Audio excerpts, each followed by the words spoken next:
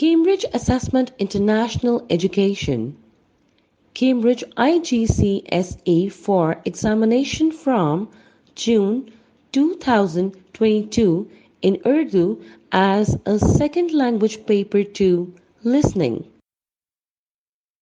Turn over now.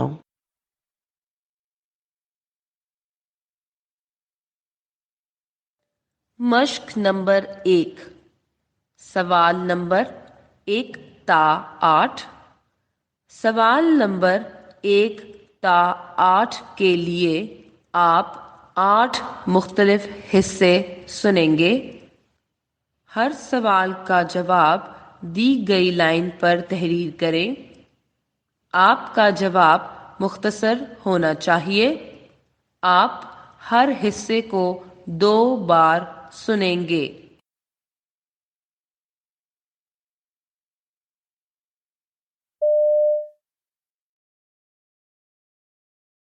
سوال number 1۔ مجھے بچوں کو پڑھانے کا شوق ہے لیکن اساتذہ کی تنخواہ بہت کم ہوتی ہے اور اس مہنگائی کے دور میں کم آمدن میں گزارا کرنا بہت مشکل ہے۔ اس لیے میں نے کچھ دفاتر میں انٹرویو دیے ہیں۔ میں اب ان کے جواب کے منتظر ہوں۔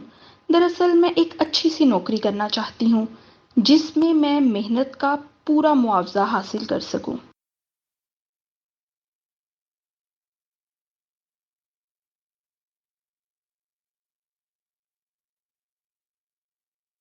مجھے بچوں کو پڑھانے کا شوق ہے لیکن اساتذہ کی تنخواہ بہت کم ہوتی ہے اور اس مہنگائی کے دور میں کم آمدن میں گزارا کرنا بہت مشکل ہے۔ اس لیے میں نے کچھ دفاتر میں انٹرویو دیے ہیں۔ میں اب ان کے جواب کے منتظر ہوں۔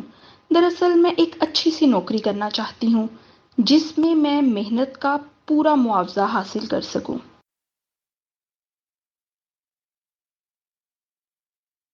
سوال نمبر 2۔ میں اکثر یہ بھی سنتا ہوں کہ آج کل کوئی کسی کا دوست نہیں ہے، سب مطلب کے یار ہیں۔ آج کل لوگ بہت آسانی سے سب کو دوست بنا لیتے ہیں، اپنا کام نکالتے ہیں اور پھر مشکل وقت پر منہ پھیر لیتے ہیں۔ لیکن میرے خیال میں یہ دوستی نہیں، مفاد پرستی ہے۔ آج کل تو دوستوں پر بھروسہ کرنا بھی مشکل ہو گیا ہے۔ سچ بات تو یہ ہے کہ آج کے مشینی دور میں کسی کے پاس کسی کے لیے وقت نہیں ہے۔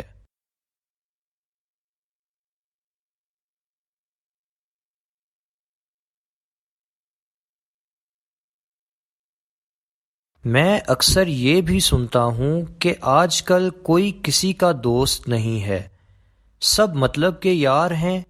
آج کل لوگ بہت آسانی سے سب کو دوست بنا لیتے ہیں، اپنا کام نکالتے ہیں اور پھر مشکل وقت پر منہ پھیر لیتے ہیں۔ لیکن میرے خیال میں یہ دوستی نہیں، مفاد پرستی ہے۔ آج کل تو دوستوں پر بھروسہ کرنا بھی مشکل ہو گیا ہے۔ سچ بات تو یہ ہے کہ آج کے مشینی دور میں کسی کے پاس کسی کے لیے وقت نہیں ہے۔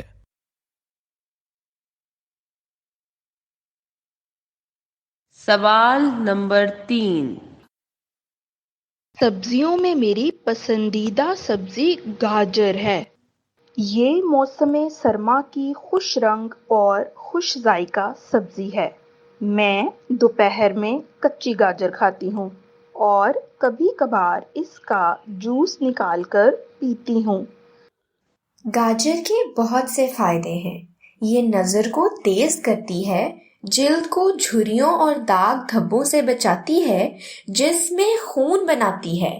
میں تو اس کا رس چہرے پر لگاتی ہوں جس سے میری جلد نرم و ملائم اور چمکدار ہو جاتی ہے۔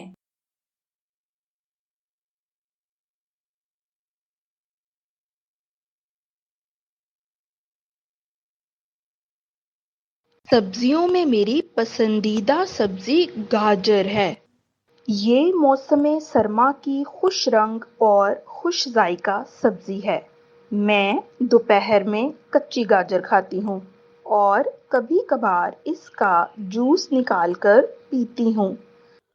گاجر کے بہت سے فائدے ہیں۔ یہ نظر کو تیز کرتی ہے، جلد کو جھریوں اور داغ دھبوں سے بچاتی ہے، جسم میں خون بناتی ہے۔ میں تو اس کا رس چہرے پر لگاتی ہوں جس سے میری جلد نرم و ملائم اور چمکدار ہو جاتی ہے۔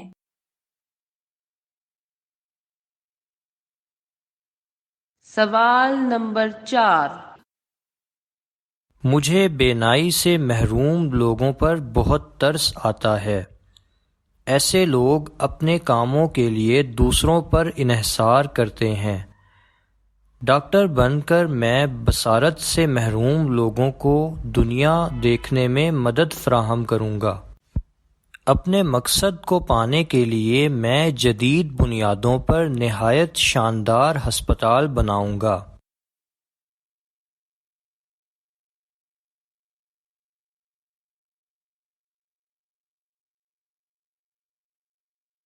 مجھے بینائی سے محروم لوگوں پر بہت ترس آتا ہے۔ ایسے لوگ اپنے کاموں کے لیے دوسروں پر انحصار کرتے ہیں۔ ڈاکٹر بن کر میں بصارت سے محروم لوگوں کو دنیا دیکھنے میں مدد فراہم کروں گا۔ اپنے مقصد کو پانے کے لیے میں جدید بنیادوں پر نہایت شاندار ہسپتال بناؤں گا۔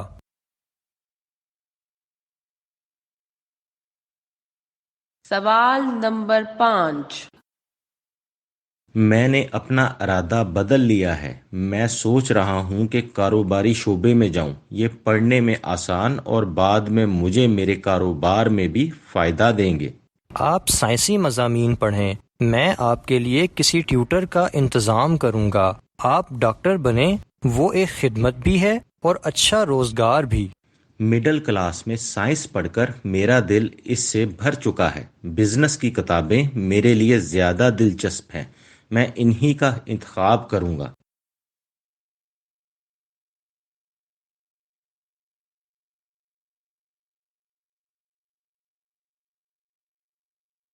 میں نے اپنا ارادہ بدل لیا ہے۔ میں سوچ رہا ہوں کہ کاروباری شعبے میں جاؤں۔ یہ پڑھنے میں آسان اور بعد میں مجھے میرے کاروبار میں بھی فائدہ دیں گے۔ آپ سائنسی مضامین پڑھیں، میں آپ کے لیے کسی ٹیوٹر کا انتظام کروں گا۔ آپ ڈاکٹر بنیں، وہ ایک خدمت بھی ہے اور اچھا روزگار بھی۔ مڈل کلاس میں سائنس پڑھ کر میرا دل اس سے بھر چکا ہے۔ بزنس کی کتابیں میرے لیے زیادہ دلچسپ ہیں۔ میں انہی کا انتخاب کروں گا۔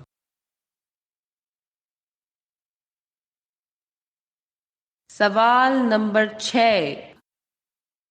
میں سائنس کا طالب علم ہوں اور میں مستقبل میں سائنسدان بننا چاہتا ہوں۔ مجھے تجربات کرنا بہت پسند ہے۔ میرے اسکول میں جب سائنس میلہ منعقد ہوتا ہے، میں اس میں ضرور حصہ لیتا ہوں اور اپنے تجربات کا اشتراک لوگوں کے ساتھ کرتا ہوں۔ میرے ابو بھی سائنسدان ہیں اور وہ مجھے اکثر لیبارٹری لے جاتے ہیں، جہاں مجھے سائنس سے متعلق نئی نئی باتیں سیکھنے کو ملتی ہیں۔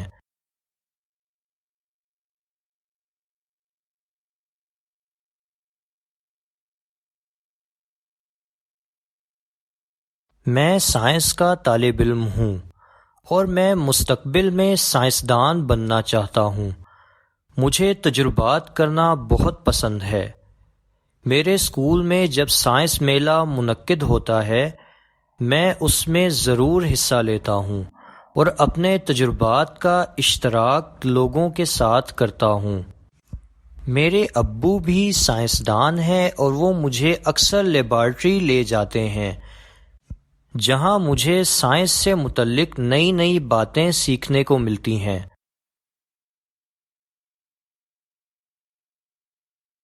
سوال نمبر 7۔ سچ بات تو یہ ہے کہ ہم اپنی زندگی میں دوسرے کام تو کسی نہ کسی طرح پورے کر لیتے ہیں، لیکن کھیل نہ کھیلنے کے ہمارے پاس 100 بہانے ہیں۔ جبکہ ڈاکٹروں کا کہنا ہے کہ خطرناک بیماریوں سے بچنے کے لیے جسمانی کھیل بے حد مفید ہیں۔ ہمیں اپنی مصروف زندگی میں ٹی وی اور ویڈیو گیم سے جان چھڑا کر سستی اور کاہلی سے چھٹکارا پا کر اپنے لیے تھوڑا سا وقت نکالنا چاہیے اور ہفتے میں کم از کم 3 بار کسی بھی جسمانی کھیل میں حصہ لینا چاہیے۔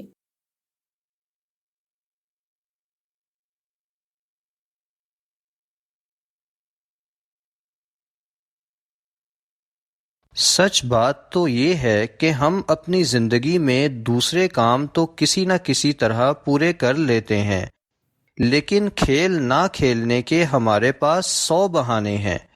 جبکہ ڈاکٹروں کا کہنا ہے کہ خطرناک بیماریوں سے بچنے کے لیے جسمانی کھیل بے حد مفید ہیں۔ ہمیں اپنی مصروف زندگی میں ٹی وی اور ویڈیو گیم سے جان چھڑا کر سستی اور کاہلی سے چھٹکارا پا کر اپنے لیے تھوڑا سا وقت نکالنا چاہیے اور ہفتے میں کم از کم 3 بار کسی بھی جسمانی کھیل میں حصہ لینا چاہیے۔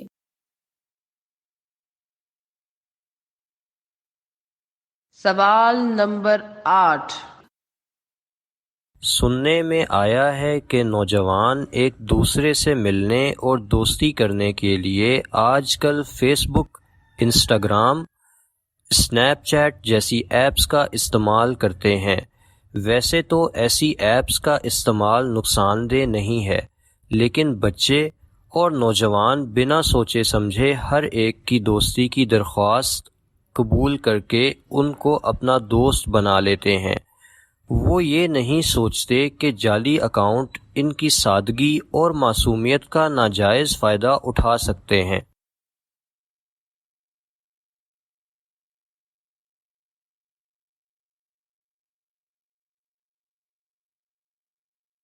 سننے میں آیا ہے کہ نوجوان ایک دوسرے سے ملنے اور دوستی کرنے کے لیے آج کل فیس بک، انسٹاگرام، اسنیپ چیٹ جیسی ایپس کا استعمال کرتے ہیں۔ ویسے تو ایسی ایپس کا استعمال نقصان دہ نہیں ہے، لیکن بچے اور نوجوان بنا سوچے سمجھے ہر ایک کی دوستی کی درخواست قبول کر کے ان کو اپنا دوست بنا لیتے ہیں۔ وہ یہ نہیں سوچتے کہ جعلی اکاؤنٹ ان کی سادگی اور معصومیت کا ناجائز فائدہ اٹھا سکتے ہیں۔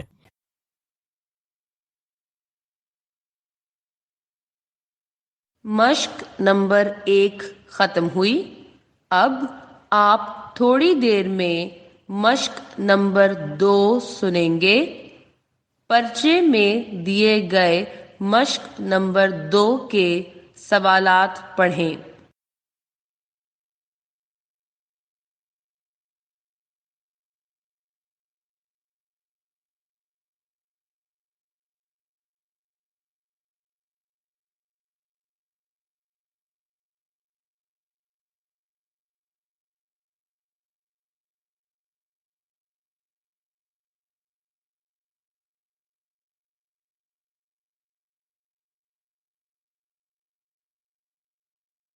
مشق نمبر 2، سوال نمبر 9۔ مہمان نوازی پر ایک رپورٹ سنیں اور نیچے دیے گئے جملے 1 یا 2 الفاظ لکھ کر مکمل کریں۔ آپ یہ رپورٹ 2 بار سنیں گے۔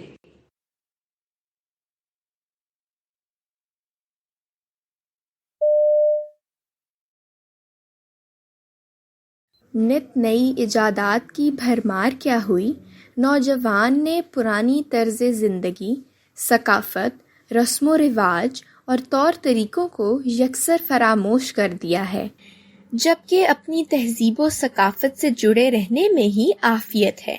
ہاں، یہ سچ ہے کہ تہذیب و ثقافتی عروج و زوال لازم و ملزوم ہے، لیکن ہمیں یہ نہیں بھولنا چاہیے کہ قوم کی پہچان اس کی ثقافت اور تہذیب و تمدن سے ہی کی جاتی ہے۔ ہمیں فخر ہونا چاہیے کہ ہمارا ملک پاکستان دنیا کا ایک ایسا ملک ہے جہاں کی ثقافت دھنک کے مختلف رنگوں کا مرقع دکھائی دیتی ہے۔ مہمانداری پاکستانی تہذیب کا شاندار ورثہ و معاشرت کا حصہ ہے۔ مہمان کو رحمت سمجھا جاتا ہے، جن میں مہمان کے آرام کا خیال رکھنا اور پوری کوشش کرنا کہ وہ ایسا تاثر لے کر جائے جو اسے تا حیات یاد رہے، سر فہرست قرار دی جا سکتی ہے۔ یہی وجہ ہے کہ دنیا کے کسی بھی خطے سے تعلق رکھنے والے لوگ جب پاکستان آتے ہیں تو ہمارے رنگ میں رنگ جاتے ہیں۔ یہ لوگ گھر کے افراد کی طرح بہت جلد گھل مل جاتے ہیں۔ مہمان ایک مرتبہ ہمارے پیارے ملک میں آتا ہے اور یہاں کے لوگوں سے ملتا ہے تو بار بار ملنے کی تشنگی اور خواہش رکھتا ہے۔ جیسے ہی مہمان کی شکل نظر آئے، جم جم آؤ، ماشاءاللہ، تشریف لائیے، ہمارے گھر کو رونق بخشنے کا شکریہ جیسے الفاظ سے استقبال کیا جاتا ہے۔ نہ صرف یہ بلکہ مہمان دوسروں کو بھی پاکستانیوں کی مہمان نوازی کی مثالیں دیتا نظر آتا ہے۔ دیہاتوں میں تو مہمانوں کو بہت زیادہ عزت دی جاتی ہے۔ خالص گھی اور مکھن سے تیار شدہ انواع و اقسام کے کھانوں سے تواضع کی جاتی ہے۔ واپسی پر تحائف دیے جاتے ہیں جو علاقائی ثقافت کی عکاسی کرتے ہیں، جنہیں مہمان مدتوں یاد رکھتا ہے۔ صرف پاکستان میں ہی نہیں بلکہ پاکستان سے دور بیٹھے تارکین وطن بھی اپنی انہی اقدار کو اپنائے ہیں۔ یہی وجہ ہے کہ ہر ملک میں ہماری اقدار کو قدر کی نگاہ سے دیکھا جاتا ہے۔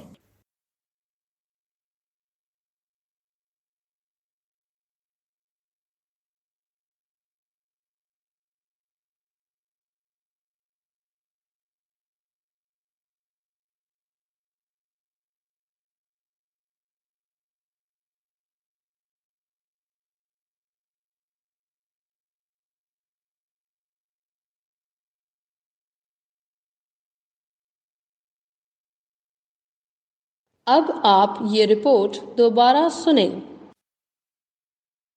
نت نئی ایجادات کی بھرمار کیا ہوئی، نوجوان نے پرانی طرز زندگی، ثقافت، رسم و رواج اور طور طریقوں کو یکسر فراموش کر دیا ہے، جبکہ اپنی تہذیب و ثقافت سے جڑے رہنے میں ہی عافیت ہے۔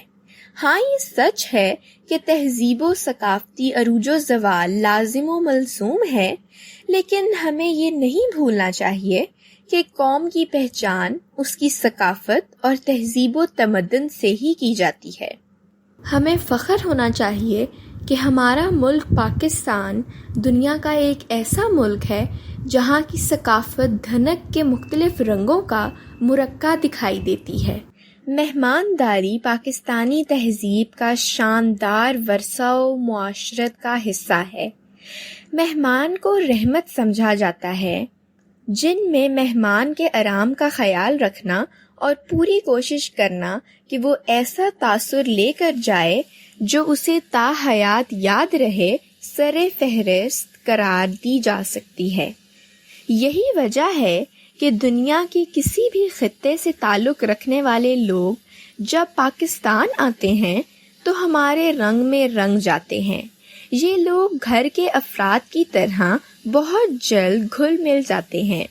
مہمان ایک مرتبہ ہمارے پیارے ملک میں آتا ہے اور یہاں کے لوگوں سے ملتا ہے تو بار بار ملنے کی تشنگی اور خواہش رکھتا ہے۔ جیسے ہی مہمان کی شکل نظر آئے، جم جم آؤ، ماشاءاللہ، تشریف لائیے، ہمارے گھر کو رونق بخشنے کا شکریہ جیسے الفاظ سے استقبال کیا جاتا ہے۔ نہ صرف یہ بلکہ مہمان دوسروں کو بھی پاکستانیوں کی مہمان نوازی کی مثالیں دیتا نظر آتا ہے۔ دیہاتوں میں تو مہمانوں کو بہت زیادہ عزت دی جاتی ہے۔ خالص گھی اور مکھن سے تیار شدہ انواع و اقسام کے کھانوں سے تواضع کی جاتی ہے۔ واپسی پر تحائف دیے جاتے ہیں جو علاقائی ثقافت کی عکاسی کرتے ہیں، جنہیں مہمان مدتوں یاد رکھتا ہے۔ صرف پاکستان میں ہی نہیں بلکہ پاکستان سے دور بیٹھے تارکِ وطن بھی اپنی انہی اقدار کو اپنائے ہیں۔ یہی وجہ ہے کہ ہر ملک میں ہماری اقدار کو قدر کی نگاہ سے دیکھا جاتا ہے۔ مشق نمبر 2 ختم ہوئی۔ اب آپ تھوڑی دیر میں مشق نمبر 3 سنیں گے۔ پرچے میں دیے گئے مشق نمبر 3 کے سوالات پڑھیں۔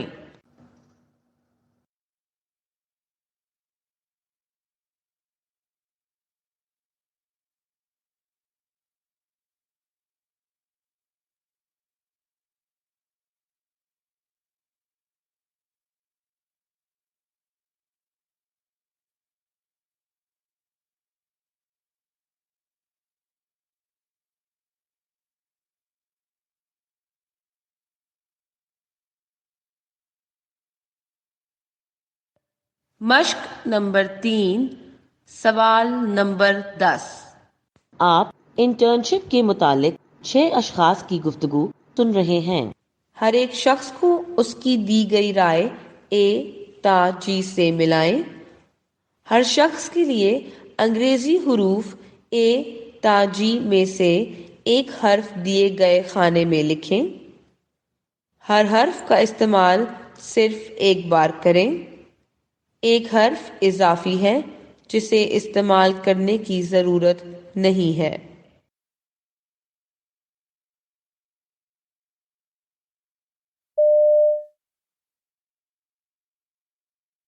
پہلی رائے۔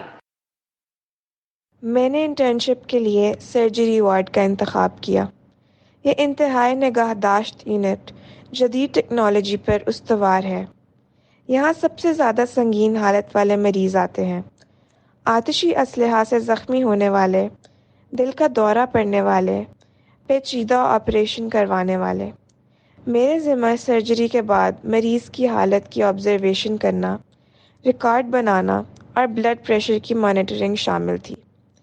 ایک مریض کا سارا ڈیٹا نہایت احتیاط سے بنانا پڑتا۔ دوسری رائے۔ مجھے بطور فارماسسٹ کیمسٹ کی دکان پر بھیجا گیا۔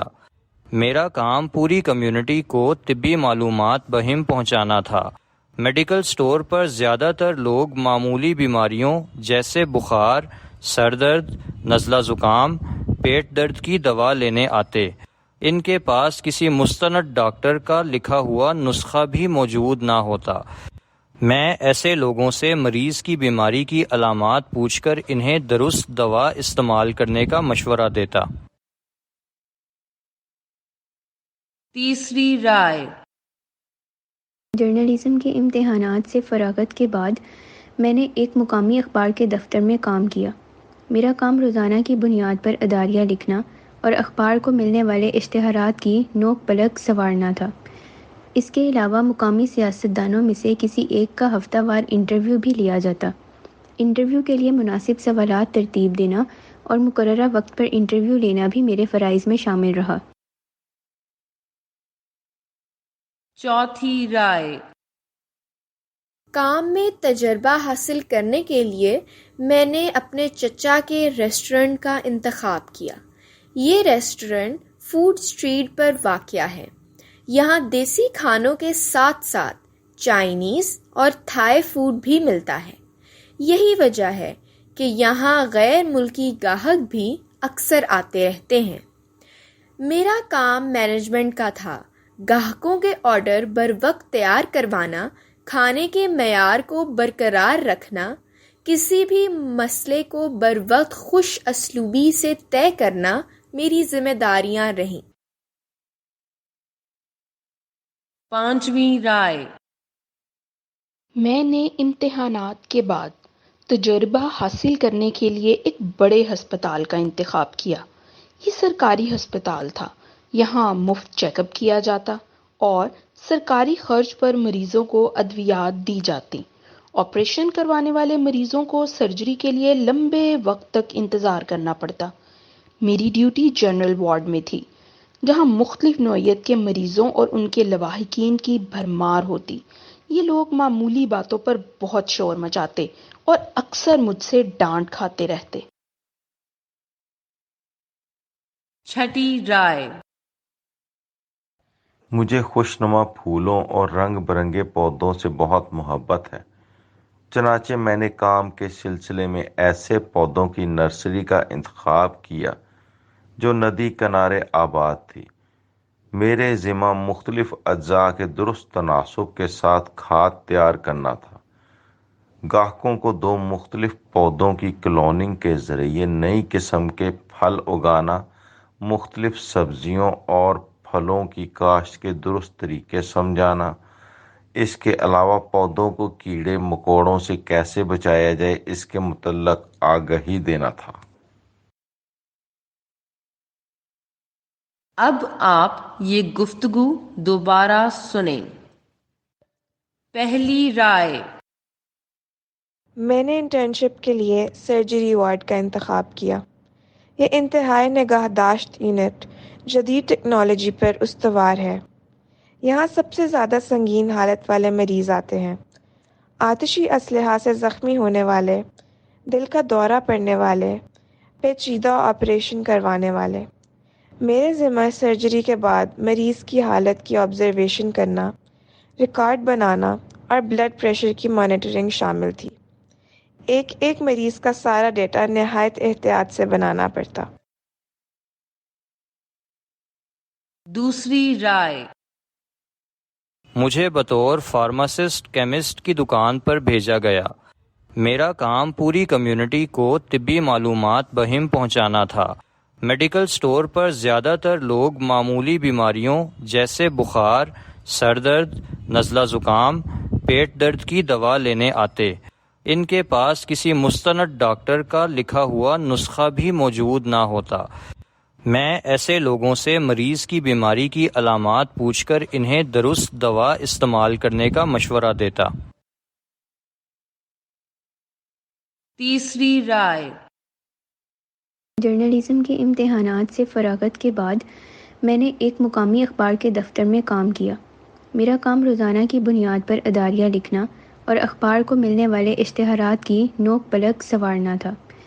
اس کے علاوہ مقامی سیاستدانوں میں سے کسی ایک کا ہفتہ وار انٹرویو بھی لیا جاتا۔ انٹرویو کے لیے مناسب سوالات ترتیب دینا اور مقررہ وقت پر انٹرویو لینا بھی میرے فرائض میں شامل رہا۔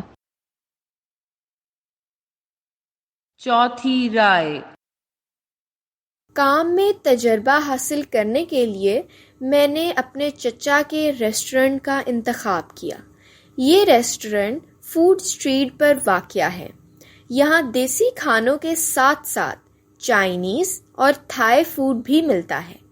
یہی وجہ ہے کہ یہاں غیر ملکی گاہک بھی اکثر آتے رہتے ہیں۔ میرا کام مینجمنٹ کا تھا۔ گاہکوں کے آرڈر بر وقت تیار کروانا، کھانے کے معیار کو برقرار رکھنا، کسی بھی مسئلے کو بر وقت خوش اسلوبی سے طے کرنا میری ذمہ داریاں رہیں۔ پانچویں رائے۔ میں نے امتحانات کے بعد تجربہ حاصل کرنے کے لیے ایک بڑے ہسپتال کا انتخاب کیا۔ یہ سرکاری ہسپتال تھا۔ یہاں مفت چیک اپ کیا جاتا اور سرکاری خرچ پر مریضوں کو ادویات دی جاتی۔ آپریشن کروانے والے مریضوں کو سرجری کے لیے لمبے وقت تک انتظار کرنا پڑتا۔ میری ڈیوٹی جنرل وارڈ میں تھی، جہاں مختلف نوعیت کے مریضوں اور ان کے لواحقین کی بھرمار ہوتی۔ یہ لوگ معمولی باتوں پر بہت شور مچاتے اور اکثر مجھ سے ڈانٹ کھاتے رہتے۔ چھٹی رائے۔ مجھے خوشنما پھولوں اور رنگ برنگے پودوں سے بہت محبت ہے، چنانچہ میں نے کام کے سلسلے میں ایسے پودوں کی نرسری کا انتخاب کیا جو ندی کنارے آباد تھی۔ میرے ذمہ مختلف اجزاء کے درست تناسب کے ساتھ کھاد تیار کرنا تھا۔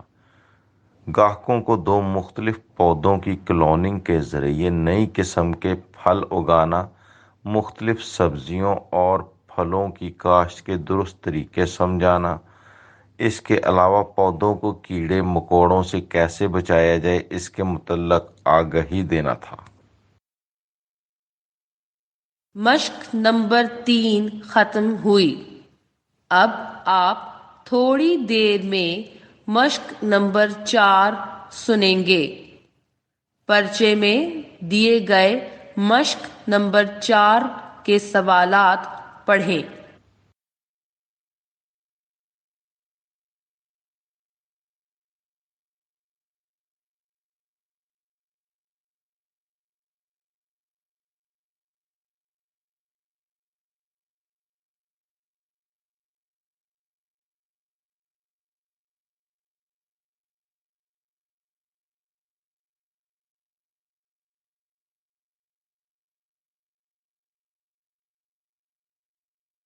مشق نمبر 4 سوال نمبر 11 تا 18.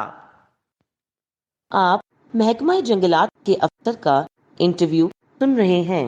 انٹرویو سن کر ہر سوال کے لیے اے، بی، سی میں سے صحیح جواب کے سامنے دیے گئے خانے میں ٹک کا نشان لگائیں.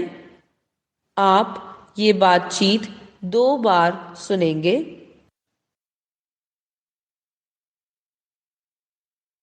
آفیسر صاحب، سب سے پہلے تو یہ بتائیں کہ آپ کا محکمہ کتنا قدیم ہے، اس کے اندر کون کون سے قوانین شامل ہیں، اور آپ اس محکمے میں کب سے ہیں؟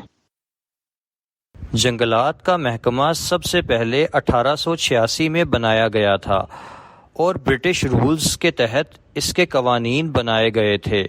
پاکستان بننے کے ساتھ ہی 1947 میں یہ محکمہ پہلے تو برٹش رولز کے مطابق ہی کام کرتا تھا، لیکن 1969 میں اس کا ایک یونٹ بنایا گیا تھا جس میں جنگلات کے تحفظ کے ساتھ ساتھ جنگلی جانوروں کی بقا اور زندگی کو بہتر بنانا ہے.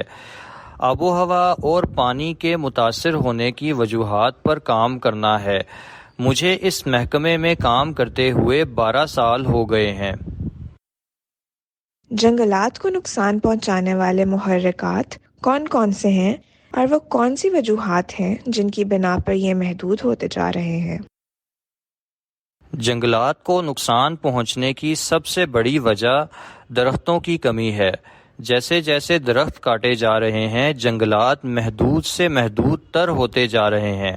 جنگلات کو ختم کر کے وہاں آبادیاں بنائی جا رہی ہیں، جس کی وجہ سے بہت سے مسائل پیدا ہو رہے ہیں. جنگلات کے محدود ہونے سے آپ کے خیال میں آب و ہوا کس حد تک متاثر ہو رہی ہے، اور کیا درختوں کی کمی سے فضائی آلودگی میں بھی اضافہ ہو رہا ہے؟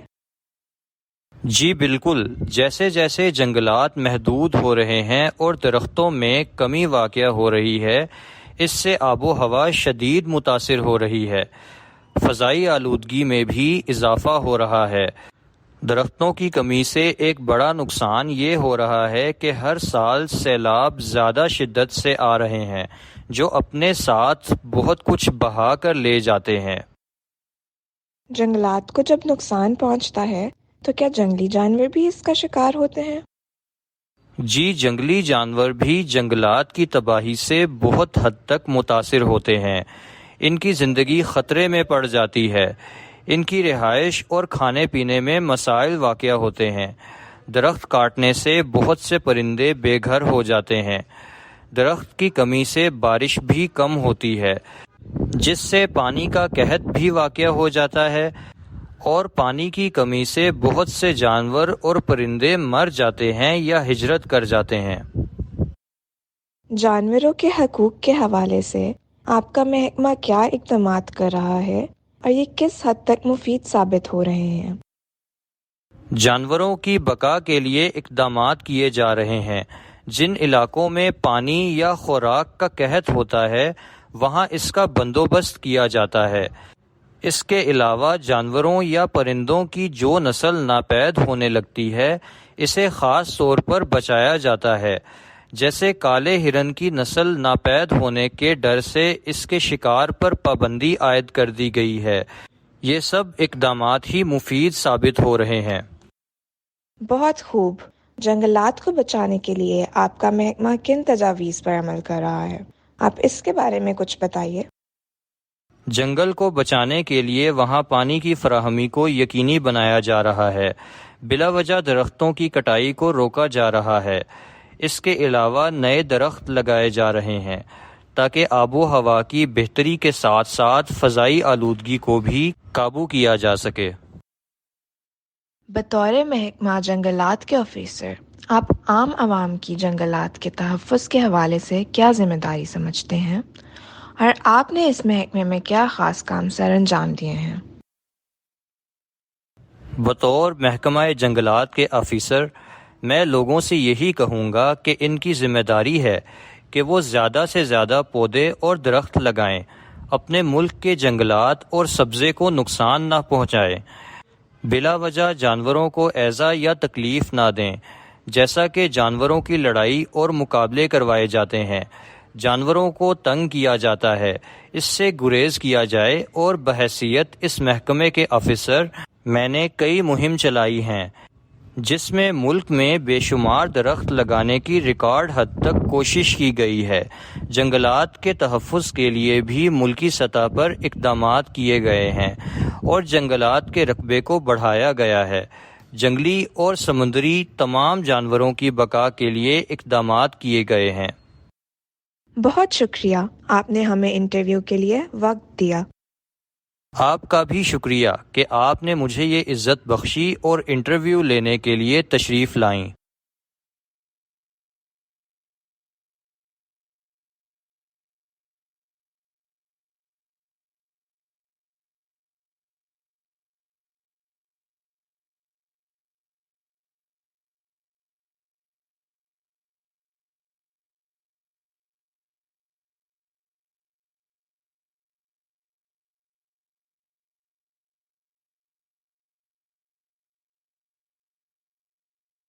اب آپ یہ گفتگو دوبارہ سنیں۔ آفیسر صاحب، سب سے پہلے تو یہ بتائیں کہ آپ کا محکمہ کتنا قدیم ہے، اس کے اندر کون کون سے قوانین شامل ہیں، اور آپ اس محکمے میں کب سے ہیں؟ جنگلات کا محکمہ سب سے پہلے 1886 میں بنایا گیا تھا اور برٹش رولز کے تحت اس کے قوانین بنائے گئے تھے۔ پاکستان بننے کے ساتھ ہی 1947 میں یہ محکمہ پہلے تو برٹش رولز کے مطابق ہی کام کرتا تھا، لیکن 1969 میں اس کا ایک یونٹ بنایا گیا تھا جس میں جنگلات کے تحفظ کے ساتھ ساتھ جنگلی جانوروں کی بقا اور زندگی کو بہتر بنانا ہے۔ آب و ہوا اور پانی کے متاثر ہونے کی وجوہات پر کام کرنا ہے۔ مجھے اس محکمے میں کام کرتے ہوئے 12 سال ہو گئے ہیں۔ جنگلات کو نقصان پہنچانے والے محرکات کون کون سے ہیں، اور وہ کون سی وجوہات ہیں جن کی بنا پر یہ محدود ہوتے جا رہے ہیں؟ جنگلات کو نقصان پہنچنے کی سب سے بڑی وجہ درختوں کی کمی ہے۔ جیسے جیسے درخت کاٹے جا رہے ہیں، جنگلات محدود سے محدود تر ہوتے جا رہے ہیں۔ جنگلات کو ختم کر کے وہاں آبادیاں بنائی جا رہی ہیں، جس کی وجہ سے بہت سے مسائل پیدا ہو رہے ہیں۔ جنگلات کے محدود ہونے سے آپ کے خیال میں آب و ہوا کس حد تک متاثر ہو رہی ہے، اور کیا درختوں کی کمی سے فضائی آلودگی میں بھی اضافہ ہو رہا ہے؟ جی بالکل، جیسے جیسے جنگلات محدود ہو رہے ہیں اور درختوں میں کمی واقع ہو رہی ہے، اس سے آب و ہوا شدید متاثر ہو رہی ہے۔ فضائی آلودگی میں بھی اضافہ ہو رہا ہے۔ درختوں کی کمی سے ایک بڑا نقصان یہ ہو رہا ہے کہ ہر سال سیلاب زیادہ شدت سے آ رہے ہیں، جو اپنے ساتھ بہت کچھ بہا کر لے جاتے ہیں۔ جنگلات کو جب نقصان پہنچتا ہے تو کیا جنگلی جانور بھی اس کا شکار ہوتے ہیں؟ جی، جنگلی جانور بھی جنگلات کی تباہی سے بہت حد تک متاثر ہوتے ہیں۔ ان کی زندگی خطرے میں پڑ جاتی ہے۔ ان کی رہائش اور کھانے پینے میں مسائل واقع ہوتے ہیں۔ درخت کاٹنے سے بہت سے پرندے بے گھر ہو جاتے ہیں۔ درخت کی کمی سے بارش بھی کم ہوتی ہے، جس سے پانی کا قحط بھی واقع ہو جاتا ہے، اور پانی کی کمی سے بہت سے جانور اور پرندے مر جاتے ہیں یا ہجرت کر جاتے ہیں۔ جانوروں کے حقوق کے حوالے سے آپ کا محکمہ کیا اقدامات کر رہا ہے اور یہ کس حد تک مفید ثابت ہو رہے ہیں؟ جانوروں کی بقا کے لیے اقدامات کیے جا رہے ہیں۔ جن علاقوں میں پانی یا خوراک کا قحط ہوتا ہے وہاں اس کا بندوبست کیا جاتا ہے۔ اس کے علاوہ جانوروں یا پرندوں کی جو نسل ناپید ہونے لگتی ہے اسے خاص طور پر بچایا جاتا ہے، جیسے کالے ہرن کی نسل ناپید ہونے کے ڈر سے اس کے شکار پر پابندی عائد کر دی گئی ہے۔ یہ سب اقدامات ہی مفید ثابت ہو رہے ہیں۔ بہت خوب۔ جنگلات کو بچانے کے لیے آپ کا محکمہ کن تجاویز پر عمل کر رہا ہے؟ آپ اس کے بارے میں کچھ بتائیے۔ جنگل کو بچانے کے لیے وہاں پانی کی فراہمی کو یقینی بنایا جا رہا ہے۔ بلا وجہ درختوں کی کٹائی کو روکا جا رہا ہے۔ اس کے علاوہ نئے درخت لگائے جا رہے ہیں تاکہ آب و ہوا کی بہتری کے ساتھ ساتھ فضائی آلودگی کو بھی قابو کیا جا سکے۔ بطور محکمہ جنگلات کے آفیسر، آپ عام عوام کی جنگلات کے تحفظ کے حوالے سے کیا ذمہ داری سمجھتے ہیں، اور آپ نے اس محکمے میں کیا خاص کام سر انجام دیے ہیں؟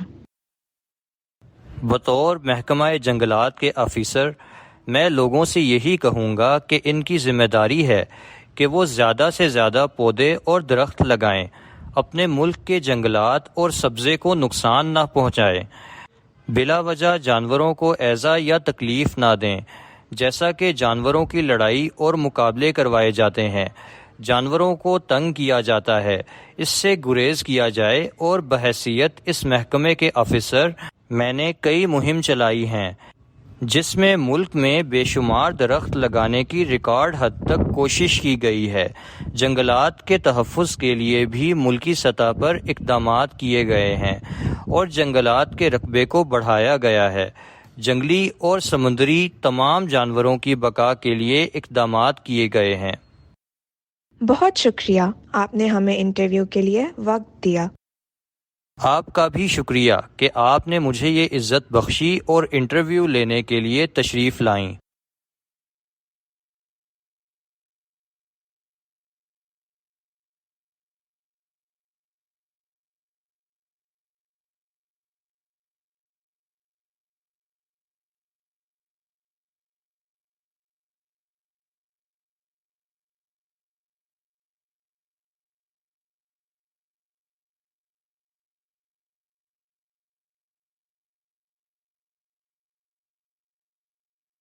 ریکارڈنگ ختم ہوئی اور اس کے ساتھ یہ امتحان بھی ختم ہوا۔